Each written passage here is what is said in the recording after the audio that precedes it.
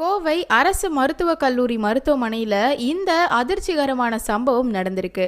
84 வயசான வடிவேலு என்ற ஒரு தாத்தா சர்க்கரை நோய் காரணமாக கோவை அரசு மருத்துவமனைக்கு வந்திருக்காரு. நடக்க முடியாத காரணத்தால் அவரின் மகன் காளிதாஸ் வீல் சேர் கேட்டிருக்காரு. நிர்வாகம் தர மறுத்திருக்கு. அதோட மருத்துவமனை ஊழியர் 100 ரூபாயும் கேட்டிருக்காங்க.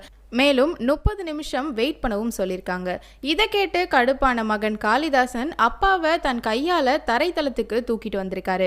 செப்டம்பர் 9ஆம் தேதி நடந்த இந்த சம்பவத்தை பக்கத்தில் இருந்தவங்க வீடியோ எடுத்திருக்காங்க.